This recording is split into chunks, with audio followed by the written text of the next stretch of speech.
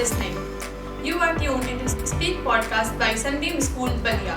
We bring conversation that inspire, educate, and spark new ideas. I'm your host, Samriddhi Tiwari from class 11th. And today, I have immense honor of welcoming globally academician and researcher and mentor, Professor Rameshwar Dubey. With more than 18 years of teaching, research and administrative experience at top universities across the world, including Liverpool Business School, Southern University of Science and Technology, and Symbiosis International University. Professor Dubey has been forefront of supply chain management and operation research.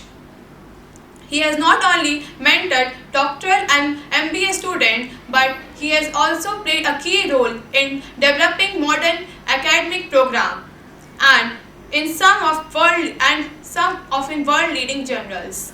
He has influenced global thought in logistics, data analytics, and management educations. It is truly privileged to have him with us today.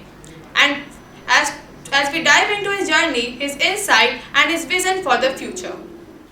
Welcome, sir. Welcome in our podcast. Thank you, Ramiti. It's nice to have you over here. Thank you very much for giving me an opportunity to have a conversation with you. Let's begin with our first question. Sir, can you tell about your journey from being a student to becoming a academician, and what inspired you to pursue a career of teaching and research? Thank you very much for asking a very interesting question, and I'm sure that the answer to this question will inspire many people. Of course, it will not only inspire, but it will guide many individuals to shape their career who are exactly thinking about how to shape my career. Well, I was born and brought up in Calcutta. I did my schooling in a very renowned school in Calcutta, one of the oldest school in India. If you Google, it's called St. Thomas's Boys School, Kidapur. So I did my schooling there, and then I completed my 10 plus 2 in the Martiniers. So during my school education, I actually, I struggled because, especially when you are coming from a family, like immigrant family, because my father was an immigrant from UP and was working in Calcutta Port Trust. And when I joined my school, I had a, quite challenging situation because in school you have a different culture, because in those days, all teachers, especially 90% of teachers used to come from Anglo-Indian background. So they were basically coming from the same Australian and the British route actually. So I was very much, passionate about mechanical engineering in those days. So I took engineering entrance examination. There was only two choices, IIT JEE, Indian Institute of Technology. So in those days there are only 5 IITs, and the 6th IIT was added in those days was IIT Guwahati actually. It was started way back in 1995, and I took my first exam, like I completed my schooling in 1996. So it was after like a natural choice. I took my IIT and then West Bengal joint entrance examinations, and I took also Motilal Nehru Engineering College, because that time Motilal used to conduct the exam for the entire UP state. Of course, there was no private colleges those days. Private colleges became phenomena either in West Bengal or UP after 1997, but before 1997 there were only government colleges. But in the process, I prepared very well for physics and maths, but somehow chemistry, which used to be my strength at once upon a time, but I could not capitalize over the organic chemistry. And I was very good in physical and inorganic chemistry, which was very different actually, because generally people are good in organic, but they're not good in inorganic, but I was very good in inorganic. And when you're preparing, board examinations, and then you are preparing for the competitive examination, there are two different ball games actually, and two different strategies. So you need a mentor. I didn't have a mentor, frankly speaking. So I realized this was a missing link. I did well. I worked hard. I was passionate. But suddenly, when I took my exam, I did well in maths. I did well in physics, which was quite tough paper. It was a very tough to qualify, but I did it. but chemistry somehow I missed out, and I feel that I couldn't qualify the qualifying marks. And in those days, in every section you have to have qualifying marks, otherwise aggregate scores were not counted. But since I had a backup like Motilal Nehru Regional exams and West Bengal joined, I did well in those examinations because they didn't have an individual qualifying marks. They used to have an aggregate score. So I did well in both these exams, and ultimately I took my engineering in Bengal University called Shippo, which is now Indian Society. So I studied there, and I also studied my mechanical from Institution of Engineers in the evening, so that I can cope up with the requirements of this present, because I was studying metallurgy in Shippo, and since for Indian Institute of Services you had mechanical, so I opted for the mechanical engineering there. I worked there, I studied my engineering, and then I started working with a National Small Industrial Corporation, is a government testing laboratory. After working for 4 years there, I felt that somehow I'm missing my studies.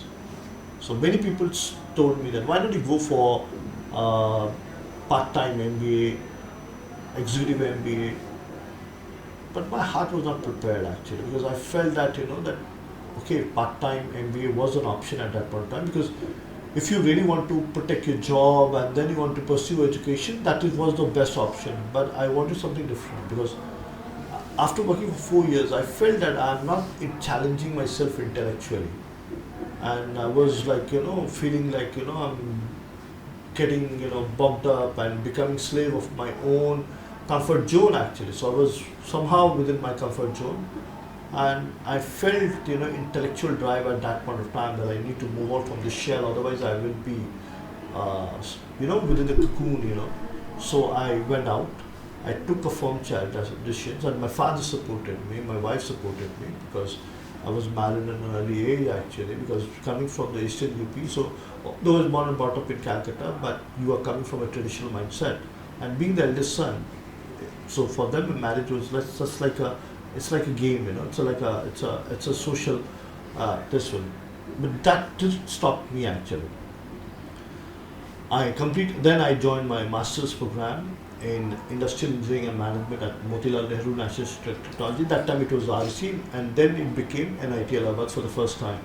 So I joined NIT Allahabad, Motilal Nehru, industrial engineering management. I did well. I was the second best student within the batch, and I've got a job from a very prestigious company, Holcim. That time Holcim acquired ACC and Ambuja, and it was a prestigious job. I was offered a job of sales unit logistics head. I was the head of the supply chain of 5 companies in India and 2 companies in Thailand and 1 company in Bangladesh, Dhaka. So I was taking care of the supply chain. And that time I realized that I have fallen in love with supply chain. So luckily I was working with A.D. Carney and McKinsey and Boston Consulting Group, these 3 consulting firms, which are the top 3 world most prestigious consulting firms. And while working with them, I realized that theory actually, what I studied during my masters is actually dropped in an ocean.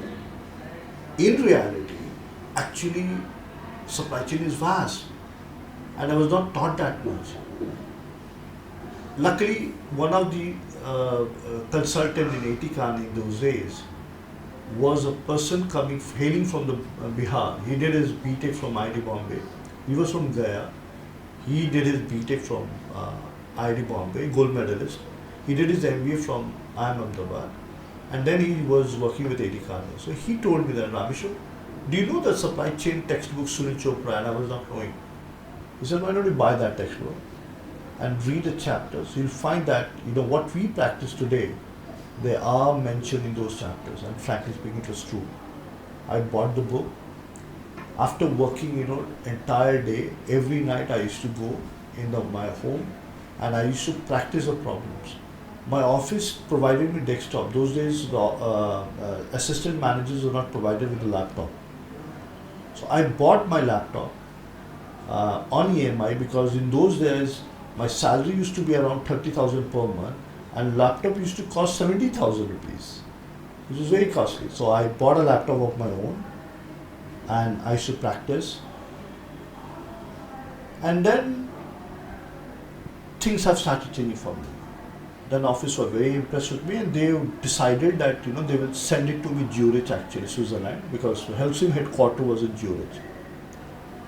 But that time actually was truly fall in love with supply chain, and during that time organization was undergoing some of the transitions, and from legacy environment they were getting into SAP 3 R by 3 architecture. So SAP was being, every organizational activity is being interconnected using SAP architecture. So I was a part of SAP Drive, and I played a very important role, pivotal role to be very precise, during the transition. And I discovered one thing within myself, that I enjoyed teaching, I enjoyed to be in the classroom.